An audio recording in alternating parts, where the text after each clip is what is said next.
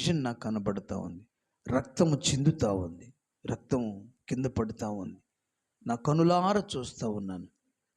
ప్రియులారా గమనించిన ఆ సిలువ దర్శనాన్ని నేను చూసిన వెంటనే నాలో ఉన్నటువంటి ఆ భయం అంతా కూడా, ఆ దిగులంతా కూడా బయటికి వెళ్ళిపోయింది. దిగులు అనేది కూడా ఒక సాతాను అన్నమాట. వాడిని కలిగించేటువంటి ఒక బాధ, ఆ బాధ, దిగులు, చింతలు ఇవన్నీ సాతాను పెట్టేటువంటి ప్రలోభం. మనల్ని కృంగగొట్టడానికి సాతాను వేసే బాణాలు అని అర్థం ప్రియులరా. వెంటనే సిలువ వైపు ఆ దర్శనం చూస్తూ ఉన్నాను ప్రియులరా. నా గుండెల నిండా ఎక్కడ లేని ధైర్యము దేవుడు పోసినట్లే ఉంది. అప్పుడు అనుకున్నా, అక్కడ ఒక క్వశ్చన్ మార్క్ కనబడుతుంది.